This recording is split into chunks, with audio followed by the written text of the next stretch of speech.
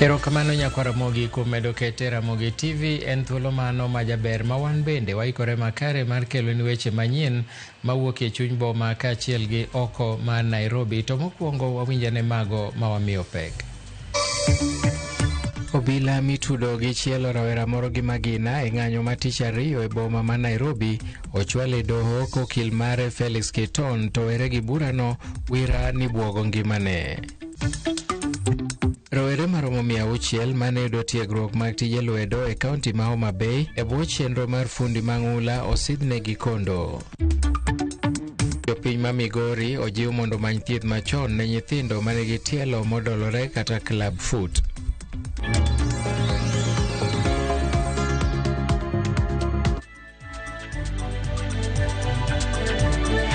Arwakini machiegni nyinga Milton Ochieng Awuor. Obila ariyo mitudo gi chielo gi magina Johanda Swekra e chuny boma ma Nairobi e ng'anyo ma tich ariyo ochwale doho. Clincy Baraza Masinde kod Duncan Kiprono itudo gi chielo gi magina kendo hinyo Boniface Kariuki. Monj mane omaki e video e kinde ng'anyono ochwal gi e doho ma Kilimani.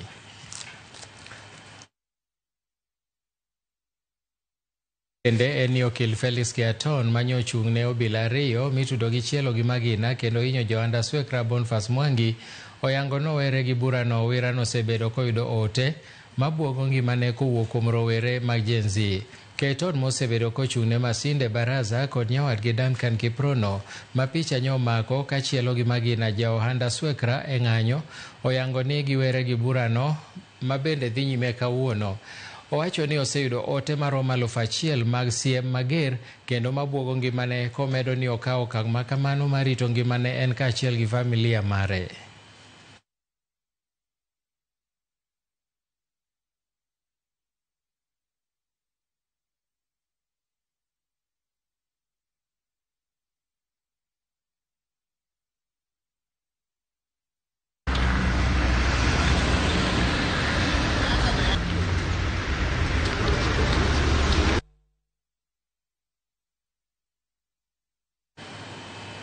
Doho mamalo ogolo chik mondo mi jatend obila ma Central Samson Talam mondo ochwal kwayo e wach madwaro chunga bura manek mar rawera Albert Ojwang kendo kete mondo luw chike mowinjore. Talam igeno ni ochiw duoko mare kapok ndalo 3 okadho, kata kamano burano ibiro winj kendo tarik 30 ma dwe ni kokalo kuom okil mare Danstan Omari. Talam kod James Mukwana ma bende ne odonjne e giseyo mag duol mar IPOA okawo okang' makamano ka giwacho ni ne omakgi kata ka ok owinjgi. Duol mar IPOA okwayo thuolo mar ndalo 21 mar timo nonro matut ka ginyiso luoro ni ponono nowegi thuolo ginyalo donjore gi neno mag burano. Makata kamano okin Mukwana to wacho ni Mukwana osebedo katiyo machiegni gobila.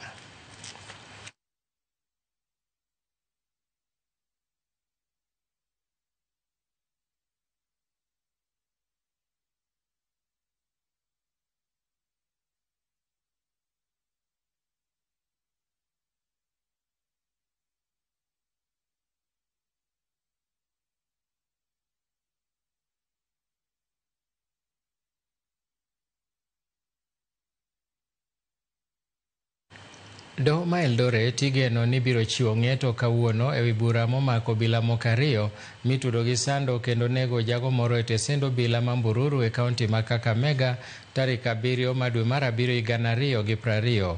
Obila go wacho ni nomako kendo sando Dennis Lusava bang' ywaruok e kindgi kendo tere nyaka e tesend obila no ma Mbururu kama ne gisande ma gichwe gi nege eka ne gidhi gijwang'o ringre e aora Nzoia.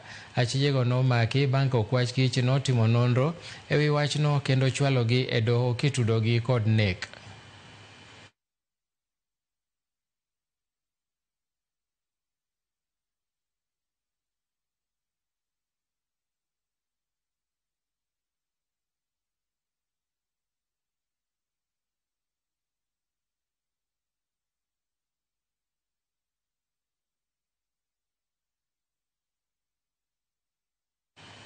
Gavana ma Makueni Mutula Kilonzo Jr. owacho na apisa duto mag obila mag nek mar japuonj Albert Ojwang Mieno Magin kachiel gi jalup ogai mar obila Eliud Lagat onego maki kendo chwale nyim doho kako okang' mar duoko yie kod geno ma jo Kenya nigodo kuom obila.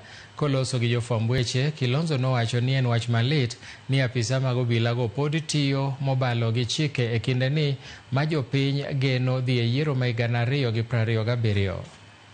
Asked that IPOA should quickly finish their investigations. We could see clearly that the people who took, for example, Ojwang to Mbagathi were making phone calls. Who were they calling? We know that somebody called Talam. Who was he speaking to? Somebody deleted the footage. What footage was it? Somebody sent officers to Homa Bay. Which officers are those? Somebody interviewed a gentleman called Kennedy. Who interviewed those officers? What were they looking for? But more importantly, what is this? That the security operators were so afraid of that they could commit such a heinous crime. In a proper state, the DIG, the IG and his juniors should have gone home. All of them. Jotelo mawuok e kaunti ma Murang'a okwedo tim moro mobila nche nomaki e tipo mar video kachielo gi magina rawera moro mane uso abuog rombe e chuny boma ma Nairobi e kinde ng'anyo mar manyo ratiro ne japuonj Albert Ojwang manche notho e lwet obila. Jotelo go koro dwaro no obila go mondo kawnegi ondamo mager mar chik mondo mi obed kaka puonj ne obila mamoko matiyo mobalo gi chike. Our police officers, can we stop using excess force on civilians who are not even armed? Jana tuliona ile kitendo ilitendeka pale Nairobi. It is very unfortunate that young man Boniface Kariuki ni wa hapa Murang'a County. We want to condemn that act and we want to request the IG of police hakikishe kwamba huyo kijana, huyo askari amepelekwa kotini na amepata mashtaka yake. Kwa sababu kama angekuwa confronted, hata sisi wanadamu tungeelewa, lakini vile alipiga huyo kijana risasi ilikuwa tu kimakusudi. Hata huyu mtu anaweza onekana ni mtu ambaye anataka kuharibia serikali katika hali ile ya kazi yenye inafanyika kwa serikali. Lakini kwa hivyo tunaomba serikali imepata jina baya sana kuanzia kitendo ambacho kilifanyika cha Ojwang. Hii imefanyika jana ya Kariuki. You must respect the lives of Kenyans. And the work of government is to protect the lives of Kenyans. It is not to harm Kenyans. Kwa hivyo tafadhali, all the decision makers in this country, lazima muwajibike. And if the kitchen is too hot, you do not want Kenyans to ask you questions, please, fuga virango kwenda nyumbani.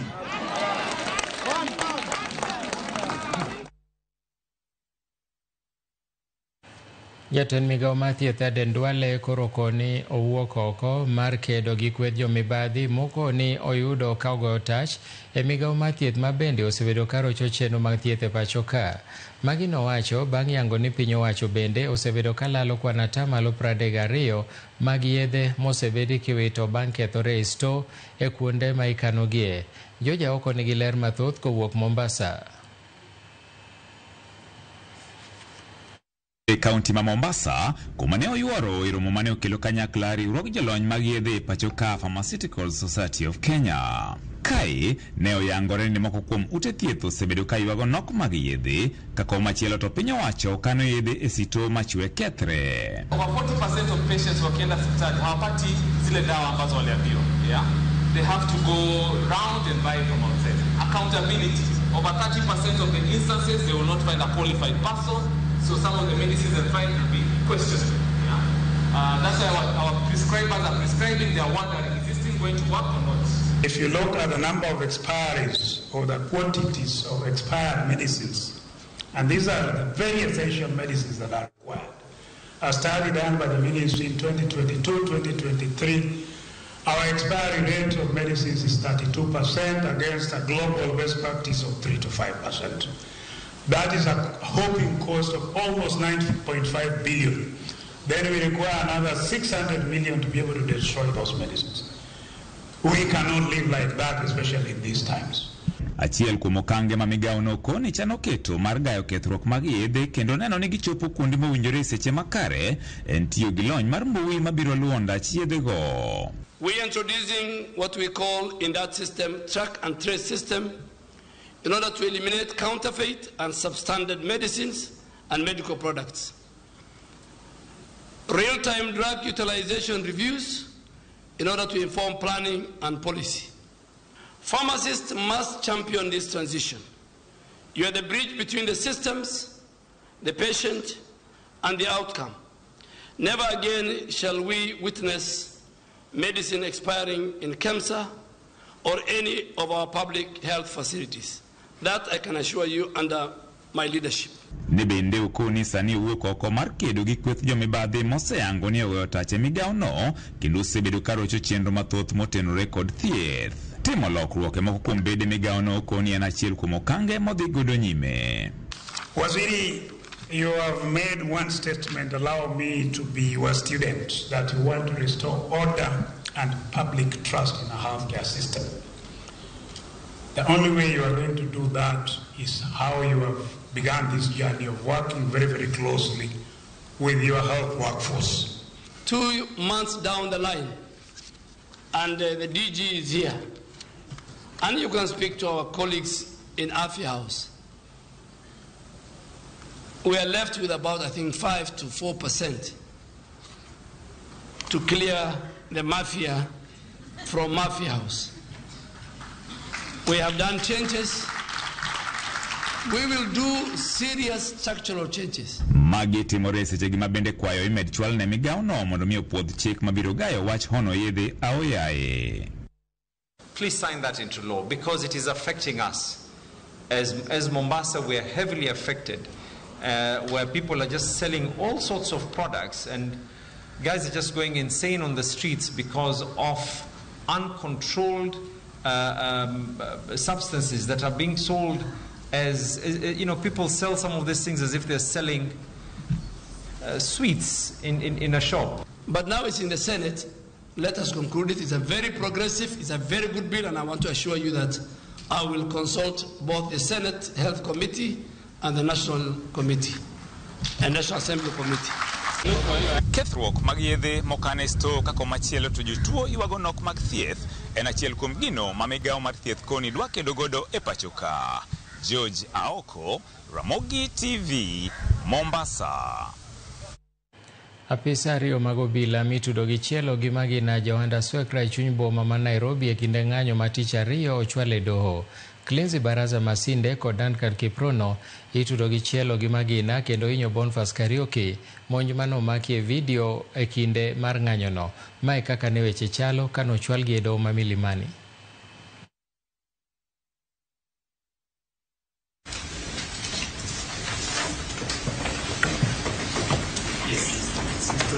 Mr. Abdulrazak.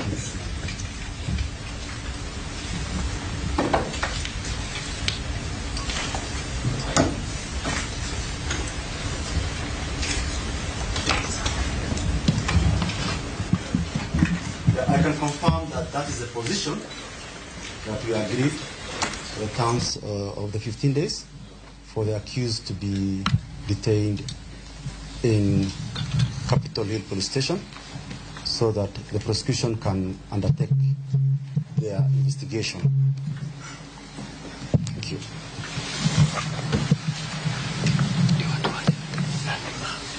We agree. We have indulged with our colleagues from the state. But Your Honor, just to mention one thing, that we pray that the gadgets for the suspects be protected. Because, Your Honor, we had an incident yesterday about the compromise of the gadgets. Once the investigation team takes over, we pray that the same this time be the same is ensured that the same is not compromised. Thank you. He's talking about we have no gadgets to respondents. It maybe didn't take instructions, but the instructions we have from the two investigating officers to my right is that they didn't recover any gadgets from these two individuals. That is very well, Your Honor. I was saying in case they will have to take possession of the same, we pray that their integrity be protected. Thank you. Yes.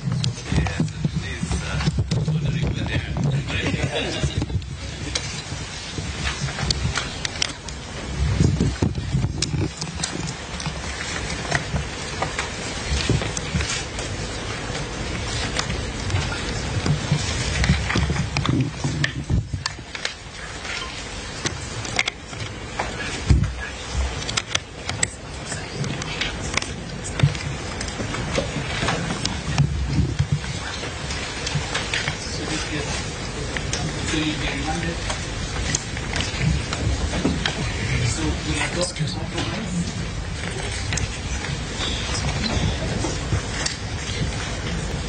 So we'll adopt a compromise by the applicant's team, and also since it has been considered by the respondent, so the two respondents will be remanded at Capitol Hill Police Station for the period of 15 days.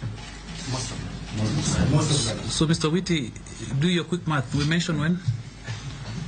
It should be the second. On the 3rd. The 3rd. Yes. Good afternoon. Thank you.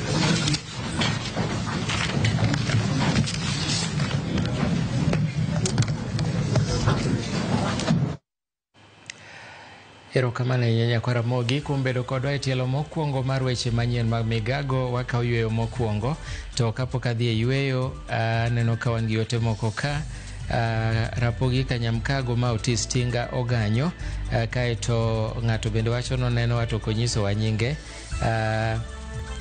Kaeto machielo bende wacho ni Morris Dianga Wood Kamgundo. Jaka Black aneno Ramogi TV Maler Odaka. An bende asiro wach mar Gweta mar jalupo gai mar obila Lagat ma ok bedo thenge. Aeto Mato Shekil kawuok Mumbo wacho no wuoro Kenya wani. Wadhi e yweyo, kik idhi mabor, waduogo bang' thuolo machuok.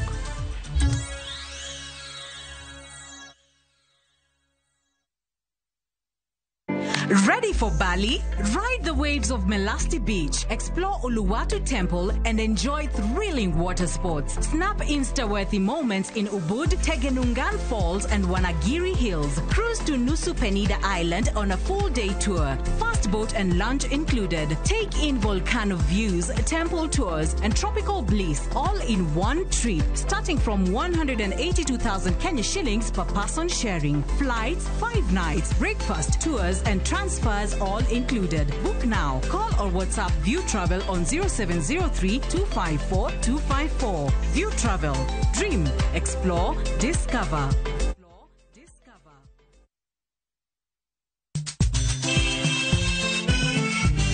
Negin sigendni lakini alingeni samini bazuma tajichwadi tu nyiseche mag thum mane oda mimi nalo jambo la nisombo akili wadwaro ng'eyo kama gik moko duto ne odhi maber kod kama ne ok odhi maber. Olene ni chiega to jonyuol ne jolemo kabisa ko ne ok dwan japo monyo miargi koro no bimo maya olega ng'e wende weche mopondo kod chiwruok mane omiyo gibedo jothumbewa. Atemo kano sigana mag joluo. Gene chakruok mar gimoro nyaka bed ga gi gikone. Safar ma wan go mar music mar thum en safar mabor. Riwri kod Solomon Atito Kafaya e chenro mar ng'e jothumbewa. Tich Abich, Sari Okinyi, kik bai.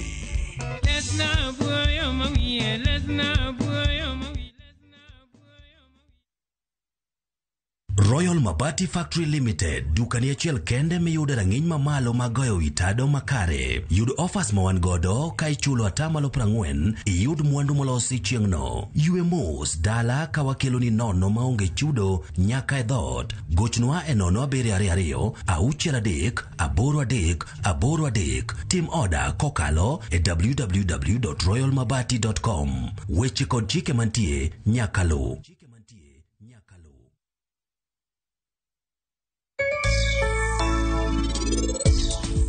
Anang'eyo midhiero ma un godo. To Rajiv oseweyo nyathi mowuok kae. Kiwacho adier gigi timorega. Jomoko riwoga arus, kasto giringo giwe mondegi. In kidwa ni nyathini noriw keny kendo, wan kae wanyalo miye ng'ato.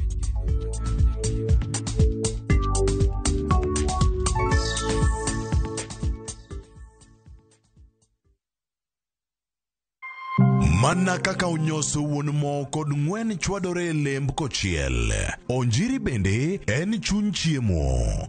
An wuon asechamo product molos go Onjiri, omit. Ang'o maketo Onjiri bedo chiemo mani kod nyinyo gi roteke mag del? Inyalo kawo Onjiri tiregi, to samiloso chapat, kek, tikawo Onjiri moregi tiketo koro bedo achiel kuom ingredients. Pith gi mit mar Onjiri. Tudri gi Millicent Adhiambo chieng' Ngeso saa 1 kod saa 3 mar otieno.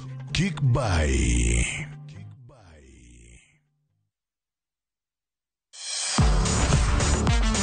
Ne thuolo mar yudo weche tuke duto nyaka mopondo. Mbaka makende mag jotugo kendo mag jomolony e weche tuke. Can you believe it? Magite yudore chenro mar pau tuke. The 4.84 kilometers. Nonro matut kod gigo matimre manyien mag tuke duto mawuok e piny mangima. Tudri kodwa ngeso ka ngeso Ramogi TV. Kochakore saa 8 odiechieng' ka wami gik motimore pau tuke.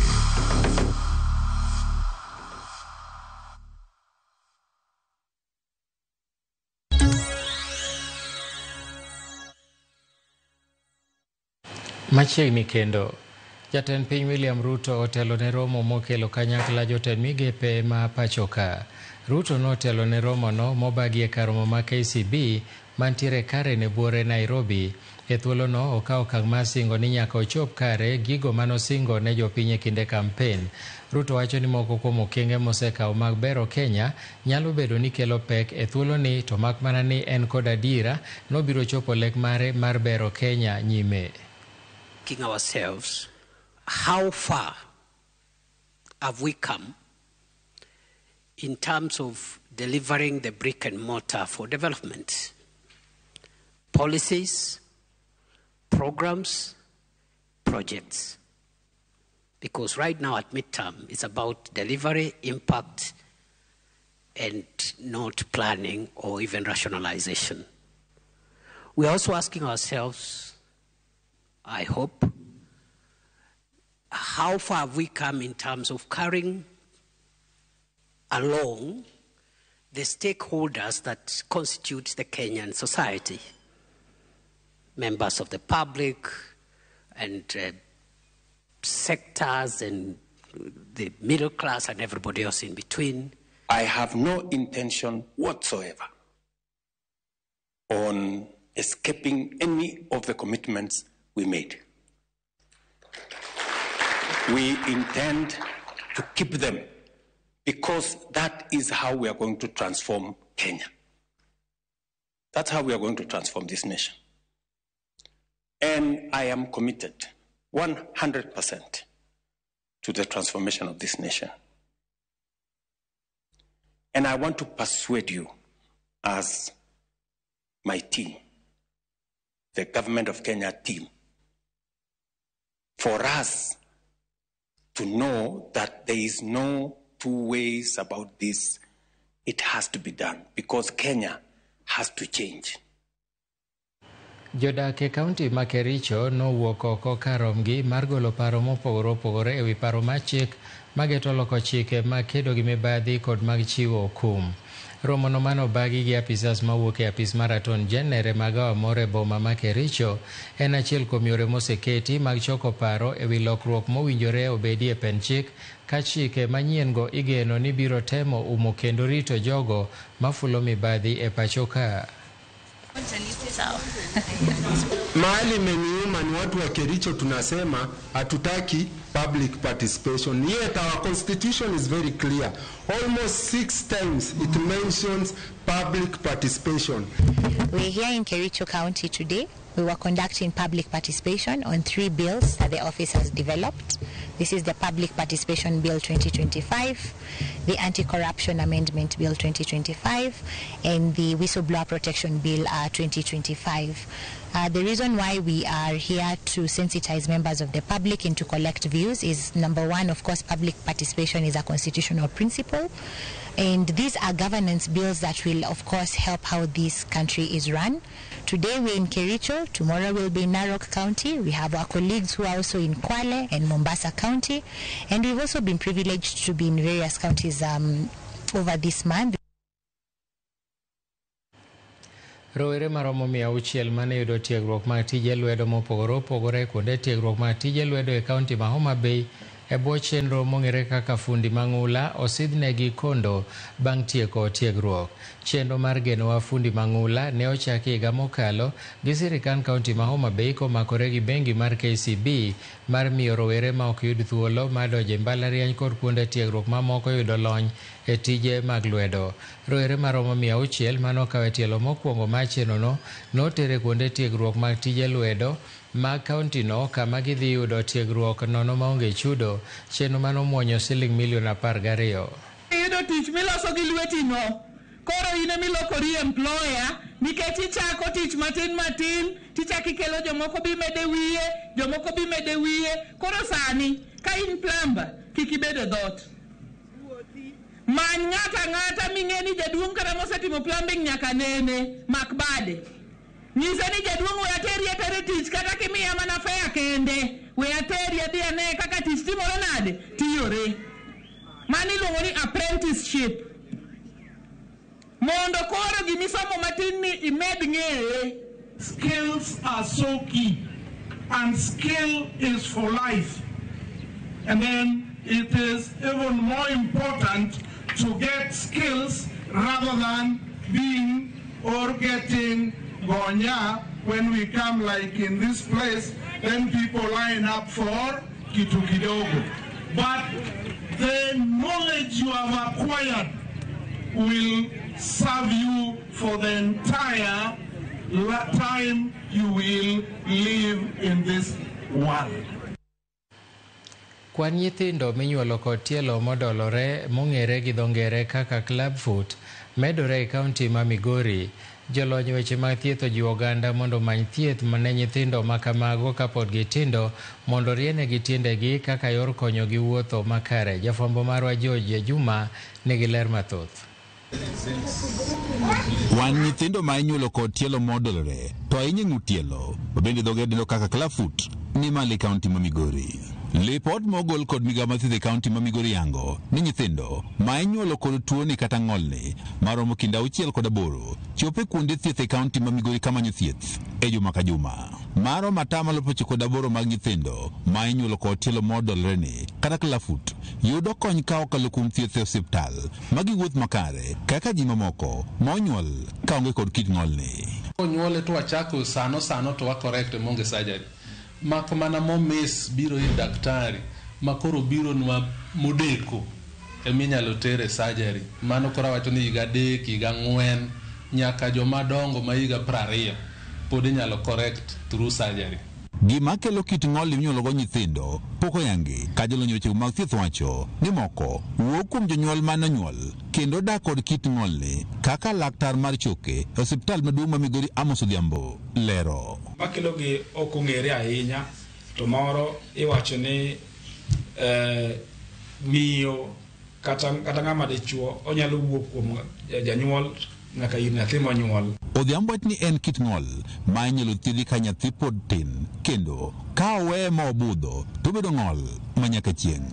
Sama nyathi onyuol en gi ndalo achiel kata en gi ndalo nono wachako thiedhe up to nyaka dweche 2.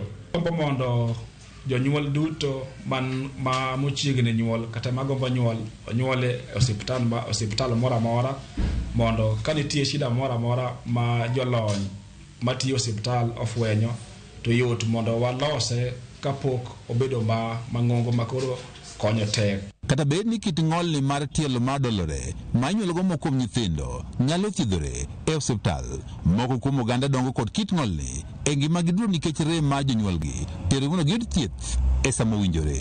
Sikuwa na imani kama mtoto wangu anaweza pona mguu atembee, yani awe kawaida kama watu wengine, lakini siku lose hope.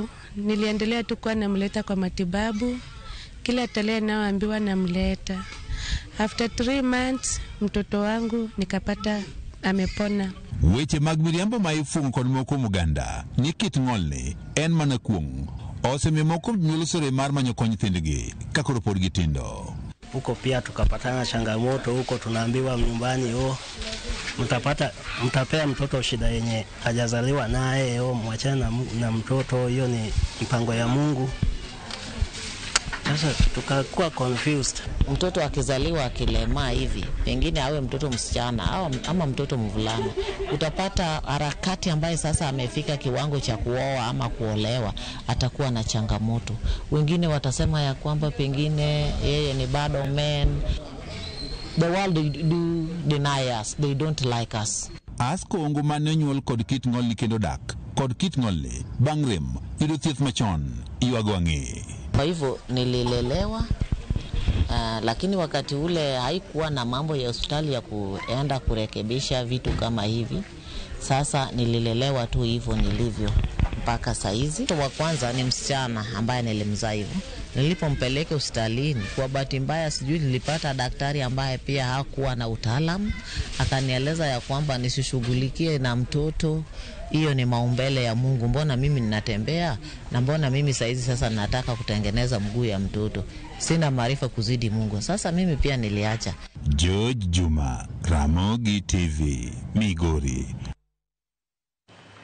Moko kuom jodongo mawuok e kauntis abich mayudore holo mar Oka koro ywago kwe e gwengego bang' nek manonego jadolo Alois Bet e kaunti ma Kerio Valley.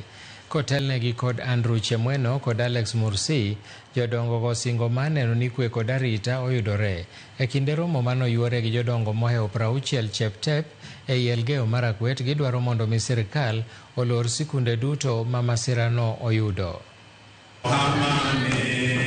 Kuna msemo wa Kiswahili ambao unasema wazee wakiwepo hakuna kitu itaharibika, na mambo yameharibika na wazee wako.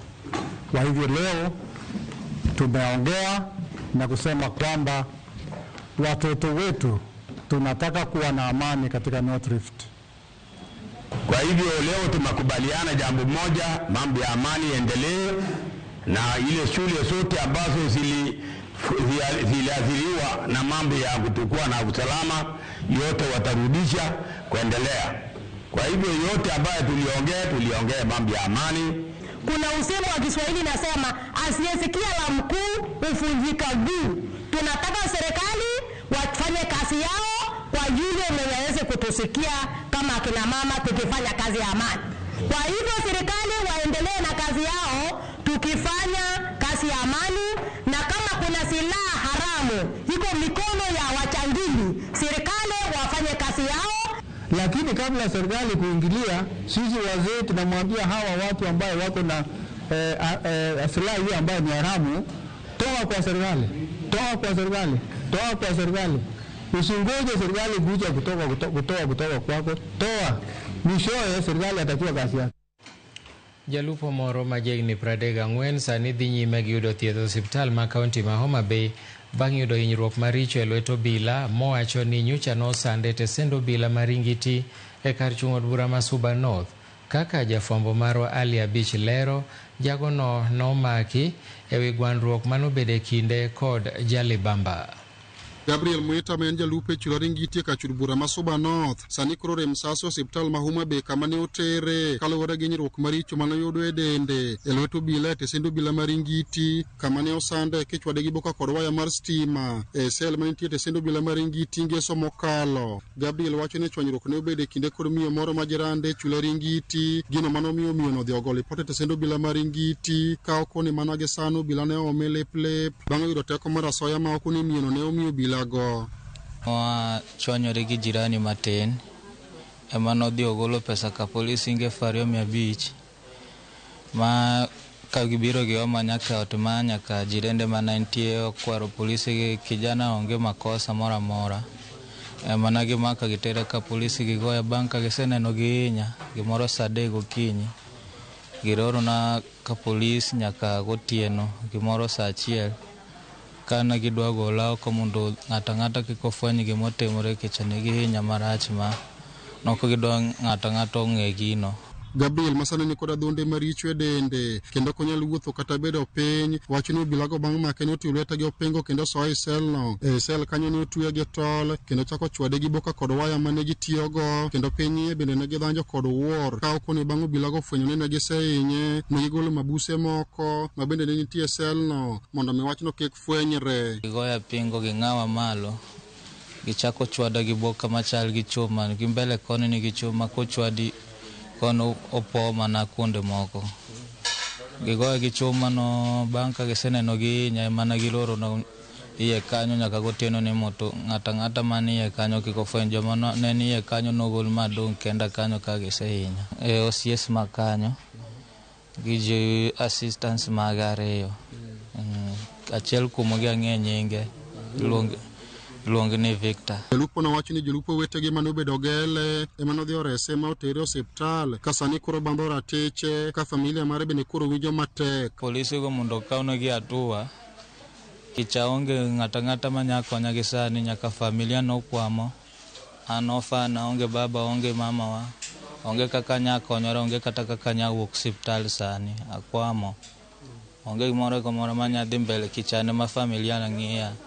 Ja odonge gi motimo mopogore gi an ma katiyo matin ayudo gi monya chamo kaka nyithindo be nya somo kisana an piny onge konyruok moro manya yudo. Jatatije maduong' e osiptal ma Homa Bay Dr. Vincent Oduor wacho ni jalupo no sani koro ngimane ni kare kendo dhi nyime kod yudo thieth. Komanda mar obila e kaunti ma Homa Bay Lawrence Koilem oyango ni gisero lipote wi tim makochno ka ok ni nonro mar gi dhi nyime kendo obila ma idhi kod ketho idhi kaune gi ondamo mar kum. Complain mare maduong' ne en gi adhola e toke kod rem nok onyalo wuotho chieng' manobiro no nikech nowacho ni nochwade gi waya mar stima. Koro sani kaka jatuo nitie adhola go osechako chango kendo jatuo sani nyalo wuotho ma pod wang'iye matin otherwise kose bedo ma stable to amiye rusa en gi improvement maduong' sana nyaka nodonji. E kinde ma oganda jo Kenya medo se obila kuom rocho ratiro man oganda jalupo Gabriel Mwita rimramo e kitanda mar midekre bang' ka obila ne rodhe Nyamina Nega e tesind obila Maringiti. Gabriel kwayo jotelo ma opogore pacho ka ende kaachiel kod sirikal mondo yo konye oyud ratiro mare. Ali Abich, Ramogi TV, Homa Bay. Jaod bura ma Tinderet Julius Meli koro dwaro ni migawo mar pur mondo manyo kenge makare mar bero nengo majan mamedo mana kethore e pacho ka. Kano wuoyo gwenge ma Savani e kach ng'od bura ma Tinderet, Meli nowacho ni nengo majan osedok piny kendo oseduoko piny ochumi mag gwengego ka jopur mang'eny geno yuto gi kowuok kuom pur mar majan. Meli omedo kwayo sirikal ni one ni oduoko piny bech majan kendo manyo chiche mopogore e pinje maoko. Ni mambo ambayo imetugusa kama wananchi wa Nandi County na area yetu kama Rift. Na juzi tumeweza kuambiana ya kwamba lazima itokee reforms na wakulima wa chai wazaidiwe. Kitu cha kwanza ambaye niliambia waziri ni kwamba ile levies ambaye wameweza kushika watu wa majani chai itolewe yote ili mkulima apate pesa ya kutosha. Serikali pia iweze kutafuta bei ya majani chai. Sio tungoje tu nchi tunapeleka chai yetu nchi karibu 3 peke yake dunia hii. Lazima tutafute soko na watu wa KTDA na watu wa estates wote waweze kupata bei nzuri. Nataka niambie waziri na PS mambo ya chai sio nzuri. Lazima serikali iweze itoe pesa, itengeneze isaidie wakulima ili tupate pesa. Moko kuom jo Kenya koro dwaro mondo sirikal olok chenro mar kepo mag obila e pacho ka gikwedo sandruok mar oganda e lwet obila mathurka. Ma biro e kinde mar riwruok mar Okinde Law Society of Kenya osingo mar biro kawo okang' mar chik ne obila matiyo kod teko mathoth kuom jong'anyo. Simpros Okinda nigi ler mathoth. Sandruok mar jong'anyo lwet obila e ng'anyo manyoro pod odong' e pacho oganda ma pacho ka. Kuom jopiny kod jotelo kwedo okang' mamalo tim obila matiyo kod teko mathoth kuom jong'anyo kendo rem tiyo tijegi kaka katiba dwaro. Sani giketo ni bundeno gichalo chala toyi kuomgi ginyalo shutogo anybody. Koro sani jok ng'ata miluongo ni polis kata kobiro kamoro ma wantiere nyaka waluore nikech onyalo shuti anytime. Polis manyalo nego kaka banyo nego dhako monindo gode bathe onego to negore matini ni ka nyathi mani oko to nyalo nego machal nade. Kama joludhe jembe nyoro nowae ka koro go joma ne ng'anyo e yo mamuol. Joludhe jembe ginoa kure. Mane gima dwan polise bende kuong nyisowa. Nikech polise ok nyalo kawo joludhe jembe gine tokgi to nigi gine the same people makendo wa expect me warita. Akiani ane makia lakini ka anya wuoyo kama kika ngulal koda polise jowadwa ana wacho mana pacha. Ang'o maketo polisi mondo qualify mondo bed police. Oganda go lero ni gionge geno kod obila ka gichiwo pachgi ewi lokruok monego keti e sekta mar obila. 1 year is not enough. 1 year okoromo. Training ok dware ni nikech wakawo nyaka polise moyudo nyaka wandike sekta mar police to mano gima makosa. Koro nego watim thorough vetting ni police. Police onego beni sani kiyiero police tiyiero mana kaka nyalo yier ng'ama osomo maler maber, ok ni dhi ringe pap tilokori police ni ting'o bunde. Police kendo onego bedni en ng'ama en security bonego wuoth gi luth, ok onego wuoth gi bunde. Corruption ok orumo sami kawe obila. Aparo ni wabiro bedo gi polise mabeyo kendo wabiro bedo gi Kenya maber. Koro kanya kama chandruok bede. Magi timore kinde mar riwruogo kinde LSK chano mar kawo okang' mar chik ne obila matiyo gi mask kendo tiyo kod teko mang'eny kuom jopiny mabago ng'anyo mokwe. We will continue to use our voice and platform as the Law Society of Kenya to raise concerns with those issues, be it not only at the local arena but in the international arena, so that we ensure members of the public get their day in court and also justice. We continue to watch briefs. Certain matters take longer, and that's why you see we keep pushing.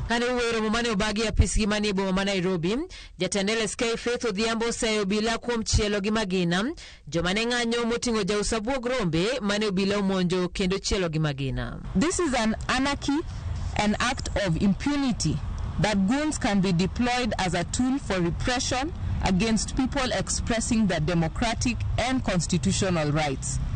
The police, instead of upholding law and order, watched on and even participated in the thuggery.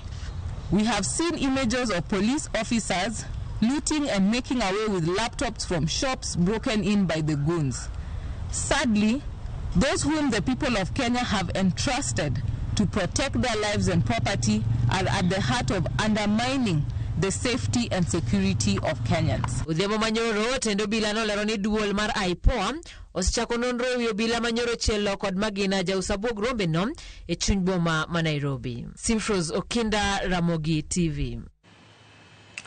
Ji ma ok tin adek otero osiptal maduong' ma Kisumu gadhonde mag beti bang' lweny wuok e tesen nyamburko ma Kisumu kama rawere manomanore gi lweny ne omonjo kar go mafuta ma National Oil okinyi ma kawuono ka gigeto riembo jo nyamburko mag jowuoth mani kanyo. Magi biro bang' malingli wuok ni kar go mafuta no ero okaw gi jachung' manyien mawachore ni ok dwar nyamburko mag ting'o jowuoth kanyo.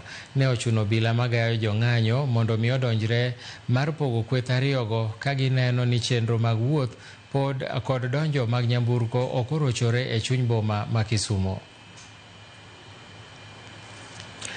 Mathoth ewi wach makamano wabro kelo ni weche manyien mabiro e seche mabirogo. Ka wadhi nyime en ni gikone to komiti mar thek ewi pok mar omenda e kind sirikal mamalo kod mago ma counties ochopo winjruok mar miyo counties omenda maromo bilion 415 e ikomo mar 2025-2026. Maeri en medruok mar omenda maromo bilion 28 kowuok e bilion 387 mane counties oyudo iko omenda 2024-2025. Jafwambo marwa mar siasa Chris Owino lerono mathoth. Chung motegno mar senators e medo sirikal mag counties omenda onyago lemo bang' komiti mar thek e kind od bura mamalo kaachiel kod od bura mar senate chopo e winjruok mar miyo counties bilion 415 e hik omuom manyien. We have been consulting amongst ourselves as members of the mediation team, both from National Assembly and the Senate, and I would like to report that we have made some very, very good progress. That I would like to say that we now have a figure which we would like members to formally engage on, and the figure is 415 billion. Bang' romo ang'wen mag chwero luya kod chung motegno e kind senators kod jo od bura, komitino oketo dwaro magi piny kendo medo counties bilion 10 ewi pok mane migawo mar omenda omiyogi e budget manyien. We stopped yesterday at saying we will have to consult away from the cameras. There's been consultation behind the scenes, and it has dawned on the Senate that, at 4:15, beyond that, it appeared to us like we are trying to milk a stone. And finally, we have come to an agreement that we will settle the mediation at 415 billion. And that is the agreed position that we want to close this mediation at. Motelo ne winjruok makamano, Senate ne oramo ni pesa matin ma counties onego yud en bilion 465 e kinde ma jo od bura kod migawo mar omenda to ne ochung'ie bilion 405. I, Marianne Kitany, adopts the mediated position of 415 billion. Mr. Chairman, I, Dr. Boni Khalwale from Kakamega, do adopt the figure of 415 and do hereby swear that I'll put governors under pressure so that this money is put to good use. Kata odoko ni counties okoyudo pesa duto mane gidwaro mar bilion 450, medruok mar bilion 28 e pok mane giyudo hiko mokalo nyalo miyo gigeno mar chopo lek margi higni machuok mabiro. Matter arising from the minutes. Bang' yudo keyo mobup mar omenda maromo bilion 28 kipimo kod hik mokalo, wengi duto koro ong'iyo counties ewi ka governors dhitiyo kod omenda makamano e loko ngima jopiny. Chris Owino, Ramogi TV, Parliament Buildings, Nairobi. Bang' yudo lipot mar lit ewi tho mar jadolo Gilbert Deya kokale masira mar apaya, anyuola mar jadolo nochopo e dalane mantiere Amoyo ei Bondo sub-county kendo paro jadolo no kaka jal mane jambola kendo noketo chunye e tich mar dolo. Anyuola no paro kaka umbe no lak malach e kinde mane yudo thuolo mar dhi dak loka e piny mar Britain, kanyo mosebedo kolande injili. Ibiro par ni jadolo Deya ema nitudo gi nyithindo monyuol e yor hono kata miracle babies ka koro wadgi maduong' lieko ni ik mare biro timore bang' dwe achiel ni mar nyaka gichiw thuolo ne welo maloka mar yuoro. Deya nche notho e masira mar apaya mawuok e wang' apaya mawuok Bondo kochomo Kisumu. Chari mayudo ka bishop onindo kendo tho. Ayudo ka wiye obarore kendo iye dhoki chino wuok gi bondiye gi oko gimoro nyochuo bondiye. Ang'e kaka ng'at mowar ma jayalo nikech ka Nyasaye nowaro minwa to nyithinde duto te nodonjo wach Nyasaye. Koro bishop ne yalo wach Nyasaye, osebedo kobedo gi wach Nyasaye e Kenya ka nyaka koro no fly modhi Britain. Nyathina sedago mang'eny pok aneno makosa moro kuome. Omiyo kawuono ka wach ni obwoga sa 12 gi nus godhiambo ni Gilbert Ong'at notho nomaka gi wara. To Gilbert onge chuny marach. Gilbert onge richo moro. Gilbert onge wach moro gi ng'ato. Kata lembe mosebedo kolema ka ni ketho nyinge. Gilbert onge richo moro mosetimo ne ng'ato. Gilbert en Gilbert. Kendo kaka noware adier. Okolokore ga jowadu. Nyakora Mogi en thuolo mar kawo yweyo machielo e chenro mar migago, to kapok adhi e yweyo ayie mondo asom moko kuom ote ma useoronwa ka. Isaya Jakinyosi Masigomre iwacho ni Ramogi TV choponwa yo makare, kaeto Dick Fundi ndiga achiel Mung'ao, amor gi chenro mau mag Ramogi TV, awinjo maber ahinya, amor gi tiegruok ma Homa Bay ma Alice Agan kawuok Arujo, kendo wantiere Ruiru e kaunti ma Kiambu, kaeto Jakablaka neni live Owada piny Kenya ochomo kamarach, walamuru Nyasaye matek, wawinji maler ma Rose kawuok Kisumu Nyamasaria, kaeto machielo bende Jakablak min Junior kawuok Bondo owacho noluwo maler mokalo, to ogo erokamano maduong' sana ni nine wamiye pesa e rembesha maisha machako radio kocha. Erokamano ma bau moja deno mar got regea Ramogi TV ler kendo migago choponwa yo makare. Kik idhi mabor, aduogo bang' thuolo machuok.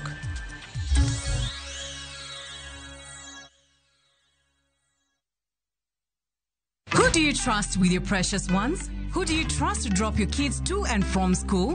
Who do you trust with all your packages? Who do you trust to get you to work, airport, or to that late night plan? Wigo. Introducing Wigo, your trusted ride. The ride with the most reliable, verified, efficient, and transparent drivers. With fabulous cashback incentives for passengers, each trip on Wigo feels like an upgrade. Download Wigo from Play Store or App Store or SMS Wigo to 20425 and ride with confidence. Wigo, let's go.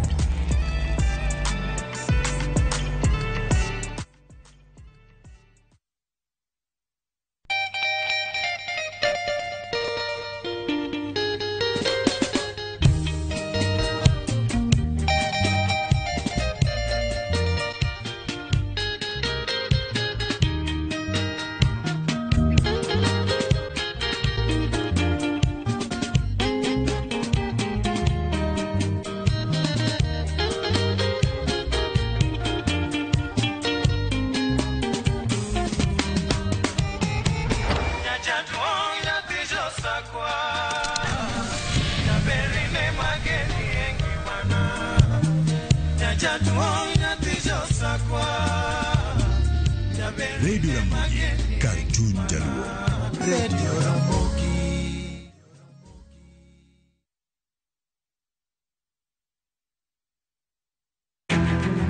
Wakelo ni chenro mar ohala kod lony gi dongruok mopogore opogore. Ohand kinyosi nigi pesa kitimo gima dwarore. Weche makende moa kuom jogo makelo lokruok e ngima dhano. Ohala ber nikech ohala puonji managerial skills. Lek ma in go iriembe mineni gigo chopo. Chakre gi jogo mane ochako ohala manyien. Kalure gi kaka nachako gi kuma achope. Ohala ni en ohala maber. Nyaka jotelo molony e timo ohala. Akwa jodala wate odogi ohala. Ne pek mane gikalie. Pod waonge uhuru mar ohala. Loch mane giyudo kod kinda mane gitimo e manyo gik mabeyo beyo. Ka jaohala ok inyal chako project ka ionge gi market. Tudri gi Cleophas Oluoch e ohala gi mwandu. Tich ang'wen ka tich ang'wen chakre saa 1:45 otieno.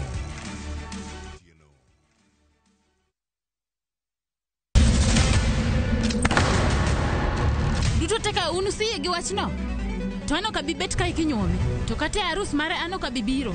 Ere kaka ini nyalo timre gosipna malich kamae. Kosiparo ni nen mana kende ka. An kamoro achiel kode. To joma ni kae te bende ni kode. En chunje adek. Osiem. Hera. Koda timbe andhoga makelo chwanyruok. Koro onge kaka arus ni nyalo timo. Maye yawa. Ikrine wuodh Parineti. Sigana manyiso kaka inyalo tem paro kod lek ma ng'ato nigo. Kendo yiero nyalo loko gik moko duto. Parineti. Wuok tich nyaka ngeso saa 2:15 otieno. Mana Ramogi TV.